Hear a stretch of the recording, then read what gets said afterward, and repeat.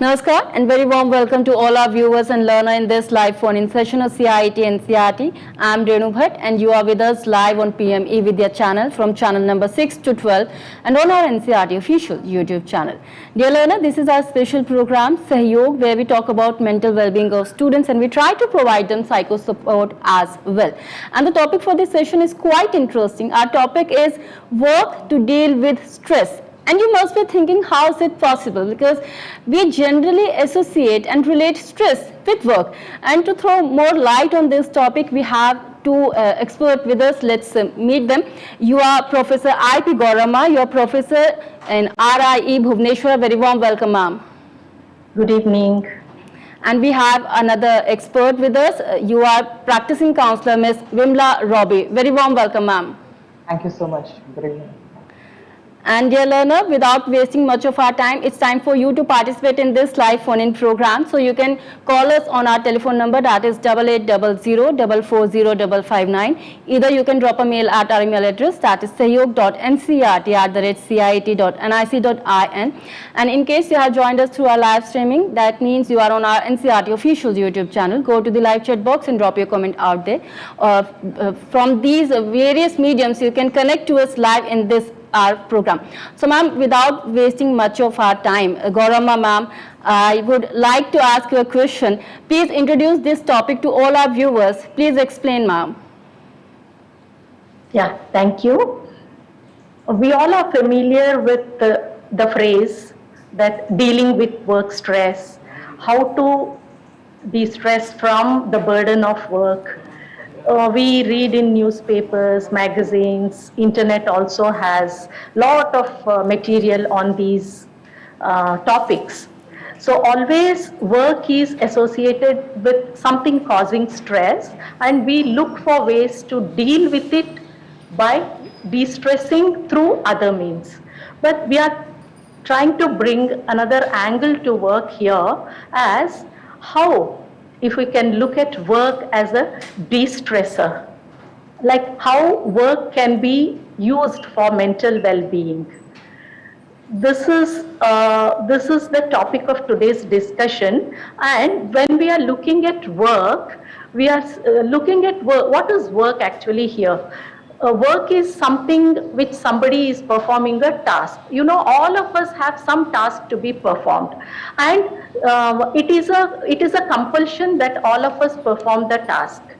It is a fulfillment of our responsibility. All of us have a role, and we have to perform some task to fulfill that responsibility. For example, students, you have the responsibility of completing the school work, the class requirements, the homework, any other assignments which is given. You know you have to work to complete that task. Similarly, teachers or any other profession, it's a job requirement. We have to be doing some task.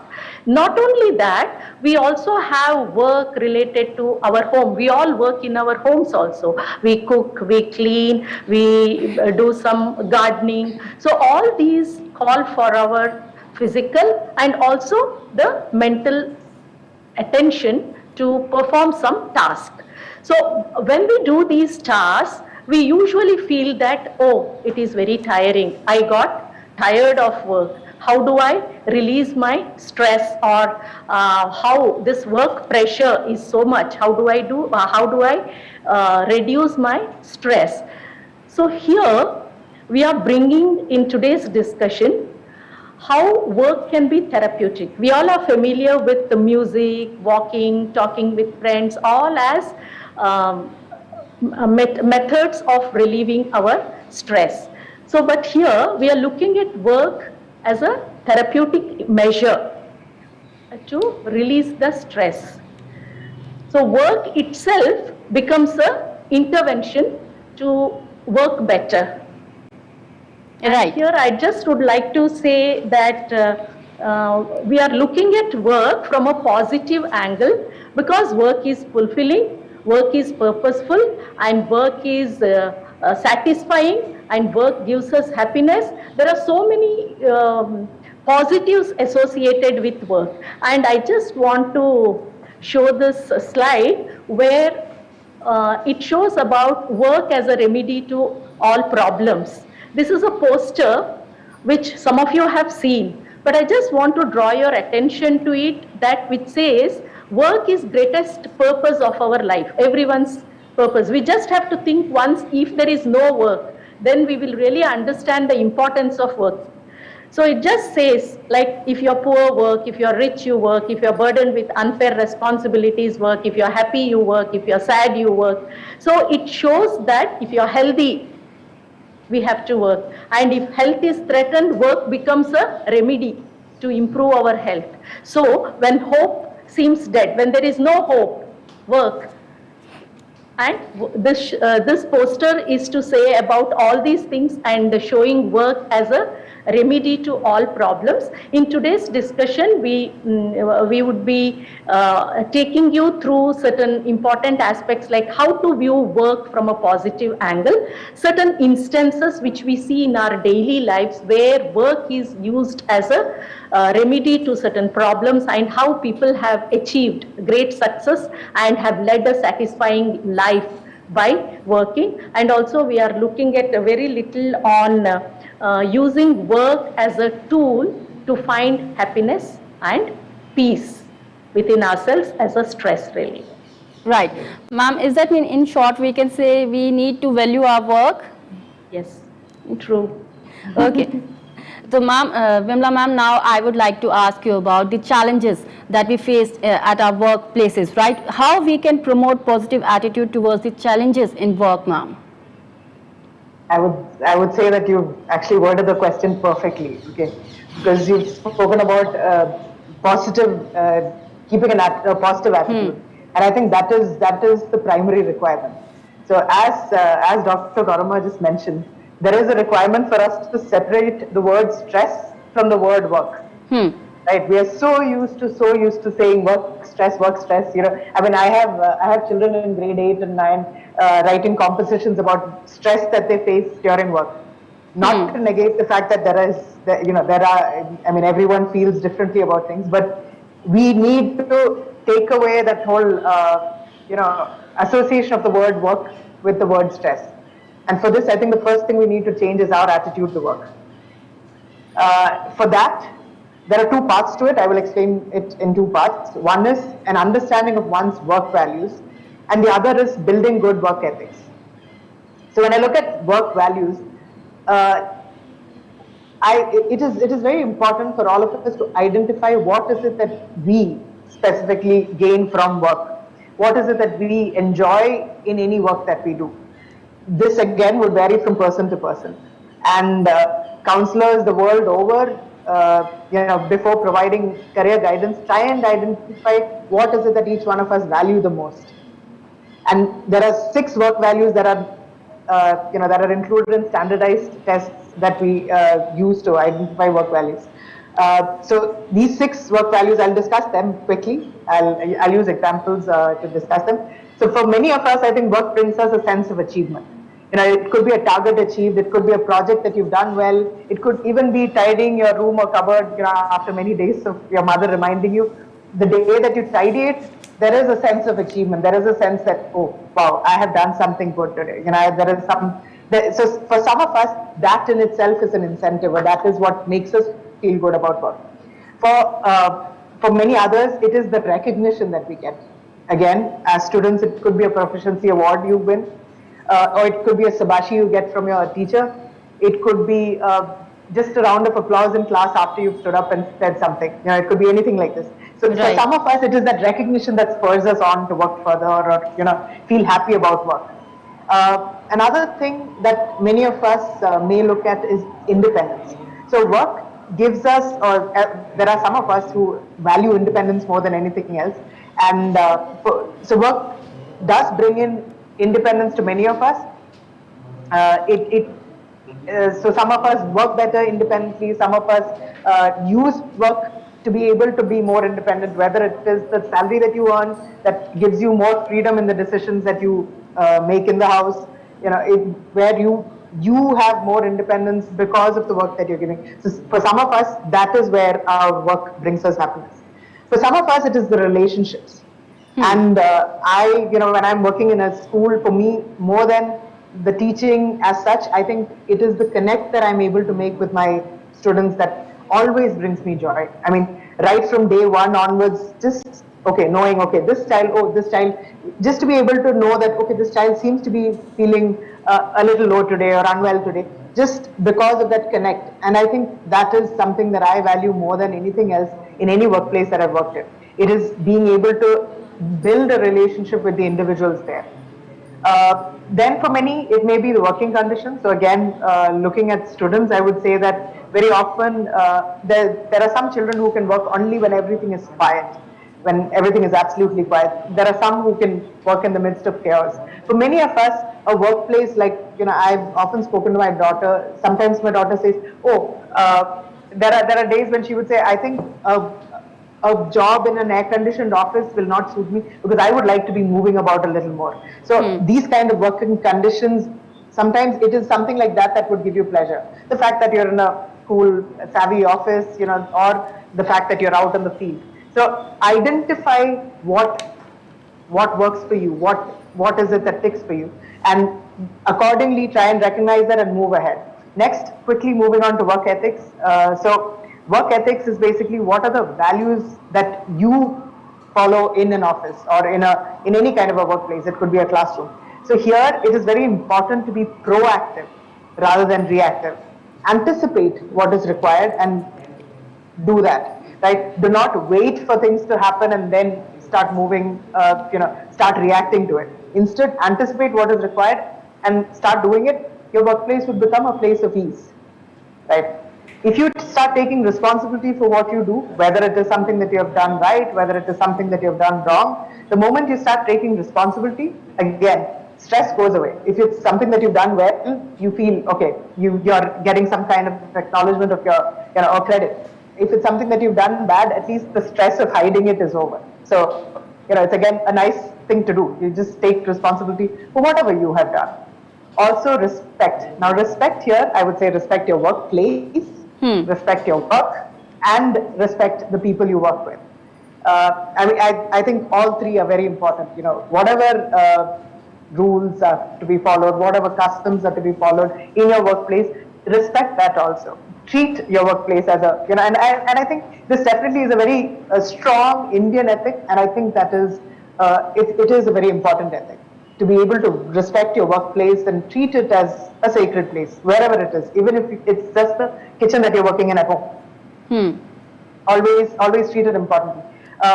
It's also very helpful, of course, if you can surround, this is not something that we can always it's not something that we can always be sure to be able to do, but try and surround yourself with positive people. If there are people who, who do seem to be very negative, then we are likely to carry that load back home. But if you do have positive relationships with positive people in the workplace, you would look forward to the time that you have in your workplace. I mean, so often I hear students, colleagues talking about how school becomes a place for them to unwind. They're able to forget whatever they may be, any stress that they may be going through at home, and they're able to relax here. So these are, so I would say that the work values, identifying your work values and recognizing it and working towards that, and building good work ethics or making good work ethics as a part of your daily work habits, that's very important. I think that's something that would help your workplace become a happy place for you. Right, one need to respect the his or her workplace. Ma'am, Gaurama ma'am, here I need to ask you a question. That can you please give us some instance about the places of work which is a stress reliever, ma'am? Can you give us some examples, ma'am? Yes. See, we all have seen people around us, and we have heard about the successful people, the famous personalities, and we know the way they were working. They were working round the clock. If we have to say the famous personalities like either Mahatma Gandhi or Florence Nightingale, anybody we can take nationwide, worldwide, we have many people who have demonstrated that they could work throughout whenever. There was no day, specific day, there was no specific time, they were working. And we have seen them to be happier and healthier, and their contribution was giving them such a pleasure that they continue to do it. So it's not only the successful or the known people everywhere. Also, we can take examples of soldiers who are working in odd conditions where they don't see the time of their work, or they do not see what they're working, and they do not wait that let somebody come and do the work. They just volunteer at the time of need. And what actually guides them into doing it? There is a purpose in them, and that's what makes them. We know sports personalities, musicians, or any people who have achieved in their field, that they do work continuously, they do it happily, and they have the pleasure of doing it, and they seem to be at peace. They don't seem to be stressed with the work they are doing. Not only this, we also see people around us, in our own families, in our own community. We see people who are continuously working, either for making an earning. It may be for the purpose of earning, or it may be for the work, community related work, for serving others. They don't seem to be complaining. We have seen people who are working continuously without complaining of the stress, or oh, I'm working more. So this shows us that it is possible that continuous work need not be stressful. Rather, when we look deeply within, we understand that they have taken work as something, as a well-being for them. When they are working, they are mentally, physically active, and they feel well. That is the reason they are working. We see in our own homes, we see in our neighborhoods, maybe age doesn't matter. We see people at 80, 90, they do the household chores happily. They cook, they keep the home clean, they do it. And they say that if I'm working like this, I am healthy, I feel happy. So that is the way some people look work as a therapeutic. Like some people say that if I don't work, I will lose my health, I won't be able to move here and there. We also have seen people in our surrounding who are threatened by like some life-threatening diseases, but still once they get back to their feet, they take to working. And we have seen, they also say, if I don't come to do my work, if I don't do my routine, I feel that I am not recovering well. So work is a process of recovery for many people. So we have several of these instances, and they have very well shown that work is a therapy, and work is a well-being. Work is for wellness. It is a stress buster for them. And really, this when we think of work, we can just look at a very small idea how work becomes a pleasure. Number one, I think Vimla rightly said, when we choose it is job related. If we are choosing what we like, what we are good at. So that is one of the important, that is, we love the work we do, the stress, it is a therapy. We are enjoying, like teaching, for example. So it's not a burden at all. Walking into a classroom and talking to youngsters and coming back itself is a pleasure, and you feel light when you walk back from the classroom, that you have interacted with so many bright young minds, and you carry so many positive energy from them. So it is the love what you do. And another one is know the work you have to do.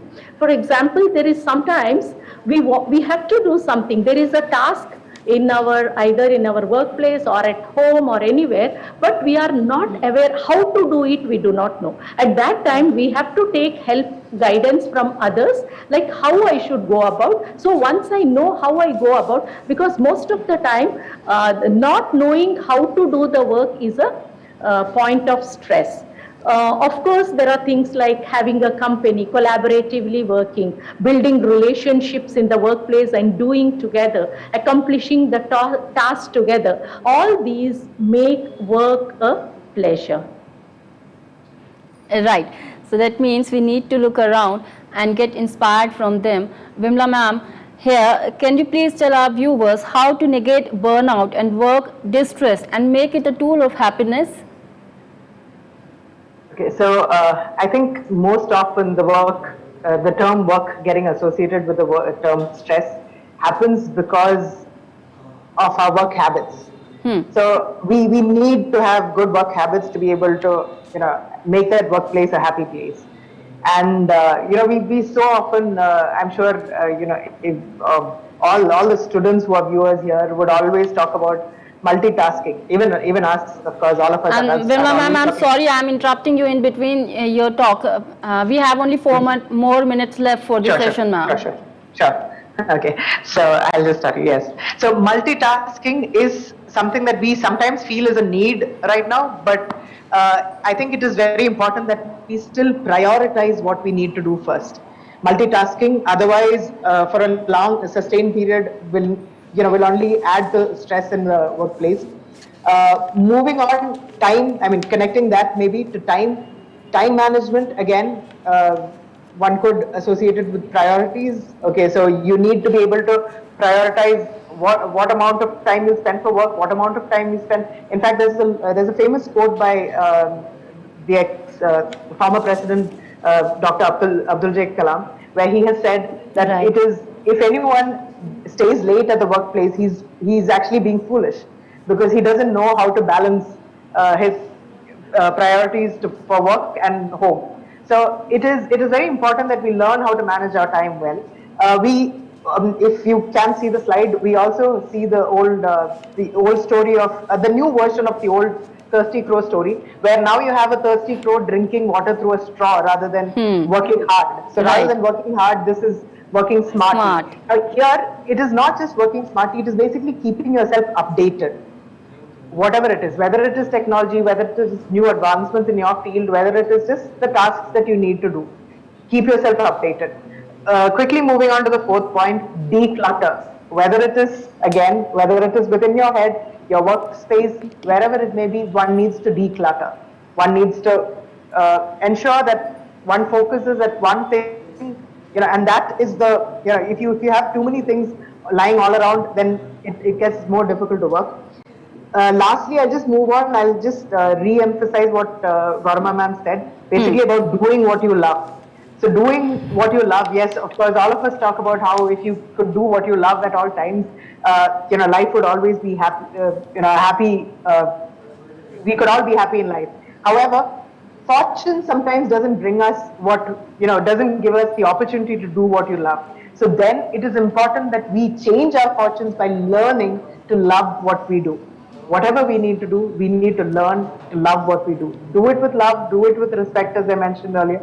And I think manage our time well. The workplace can be a really happy place where we actually can de-stress after any other stress that we feel anywhere else.